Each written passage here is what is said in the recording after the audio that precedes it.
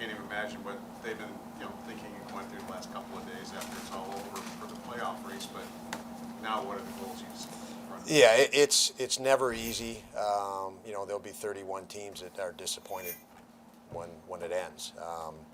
So it's never easy for us.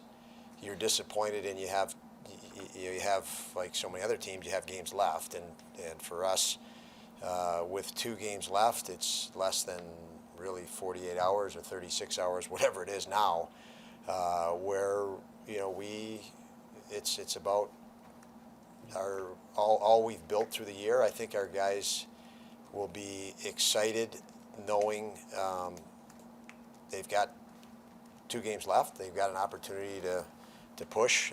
Yesterday they had a day off. And I think they feel physically better today. You always do after a day off. I think they'll be excited to play a game today, that it didn't just end. You have to work with what's in front of you. And I think that the pattern our players have shown, they'll be ready to go. Samuelsson okay for tonight? Samuelsson will probably not be in tonight. So. You gonna shut him down for the year for the rest of the? Yeah, he's played some games for us that like we talked about Tuck and many other guys that he went above and beyond for us, and I'm not comfortable that he should go in there tonight. Nor is Kevin, and he won't be in there tonight. In a season that this team showed major steps of growth, and somebody's being fined here. In a season that this team showed so much growth, can this year be, how much can this year be termed a success while knowing you missed the playoffs? I mean, the goal is to win a Stanley Cup, and you have to keep getting better until you do that. And that's a question. I mean, I can go into that. That's a great question for the end of the year, honestly, John. I mean, I won't be here this weekend, so you're still. I love where Paul started the whole thing, because this building's going to be filled tonight with people that want to see our guys play tonight, passionately, and compete. And right now, that's such the focus that I don't want to discredit that question. Oh, it's a great question. But when you're here and I have to get ready for a game tonight, it's game time. It's win a hockey game tonight, period. But when you think of bigger picture, there's going to be 31 teams extremely disappointed this year. And our goal is to win a Stanley Cup, and you have to continue to progress toward that. We are progressing toward that. We can look at many, many areas where there's been growth and progression toward that initiative and forward progress. So without going much further, I will be happy to address that in greater detail when the season ends. But to just look at it real quick, there's been tremendous, tremendous improvement. Number one for me that stands out, and again, without a lot of thought on it, was we went through a huge moments of adversity through the course of the season. 3 weeks ago, you sat in this room and you were questioning whether there were lots of people who thought the season was done 3 weeks ago or 4 weeks ago. And it was just a loss here or a loss there or a bad loss. It looked ugly, and it still counted as one loss. But there were heaps of pressure on our guys. And they had to deal with disappointment from the outside as well. And they had to really different adversity and challenge through expectations and elevated expectations. So I said it was a blessing that we're feeling elevated expectations. This is what you have to deal with in playoffs. Right. And so we had some incredible experiences with that. And the way our guys responded from 3 weeks ago to today, I don't think anybody would have suspected that. We had numerous games where we could have been eliminated, any one of those games down the stretch, where we had to come back against Carolina. We had to come back in New York at Madison Square Garden, where we played a team that we beat, I think, 3 times in Detroit, and had to eliminate them, and they were fighting for their survival. So all to just stay alive and prolong our season. So I love the fact that we had that adversity where we had a lot of self-doubt because of the pressure. We had a lot of guys in this room questioning whether they were good enough, and they fought through the self-doubt, bound together, and went through all those challenges and were successful.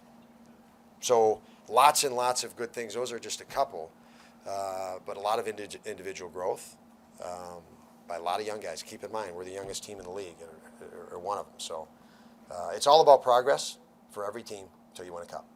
Don, as you look to motivators to play this game, how much does Craig Anderson fit that role for the rest of the guys in that locker room? He does, and he should, for rightly so. This could be the game, probably is the last game of his career, and you know, there's a lot of care for Craig. There's a lot of respect for Craig in our locker room from the coaching staff, obviously, as well. And you know, right back to the moment as we started, Paul said about disappointment of not being able to win in New Jersey the other night, and the fact that you're out of the playoff race, but you can click right back in. Knowing that there's more than a worthy cause on many fronts, but Craig being one of them, to play and play hard tonight. Is Victor Olsen going to play center tonight? No, the lines were a little. Don't read into the lines out there. No, he's not playing center. But he is going to. He's in the lineup. Yes. Don, you mentioned, passionate fans coming tonight to watch this team. Tonight's fan appreciation night. Do you feel like the connection between this team and the players have really grown throughout this past season? I do. I feel it's growing. We talked a lot about, last year and early this year about earning fans back, earning fan respect back. And our guys have taken that to heart. I mean, I can tell you there is no question. Just look at our record. Our guys feel way more pressure at home than they do on the road. They don't feel like they can't disappoint somebody on the road, and you carry that into the game. They care so much, and they're young, and that's something we've had to learn to deal with, that heightened expectation. But it's out of a lot of care and a lot of want for that connection to grow from our locker room out. So yes, it's fun to see it growing. We're nowhere near where we feel we can get or where we want to be. And tonight, I think our guys going into it are really sensitive that tonight's that last opportunity to play really well for people that come into this building. Tage doesn't seem to get wrapped up in numbers, but he acknowledged he wants to get 50 goals. How much would you and the whole group hope to see him hit that milestone? Would love to see him hit it, and I think he's going to do it in his career. So, if he can do it sooner than later, great. But yeah, anything. And there's so many guys that have had career seasons this year. That there's so many.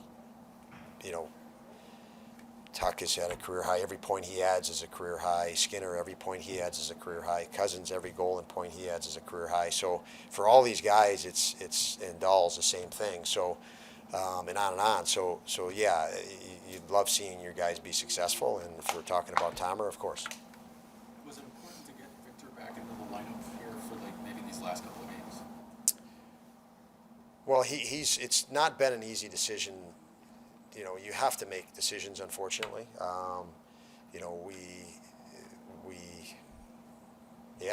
It's always nice to get a guy back in the lineup. It's always not nice to have guys out of the lineup. So that's an easy one, I guess, Joe.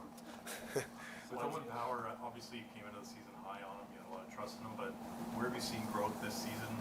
Obviously a Calder relief campaign for him. Yeah, really all areas. He internalizes things very well. You can put things in front of him quick on the bench in between periods, post-game, and he applies it to his game immediately. He's able through experience. You're experiencing more different situations with obviously high-end players that you haven't played against. You can tell a player, you can communicate to a player, show him video on defending Connor McDavid or top players, but until they get the experience of his speed for themselves. And so through the course of the year, he's been able to get games and more experience against players in the league that he'll play against for years. And he internalizes that very fast, so he needs fewer reps against them to calibrate, say. Have a great day.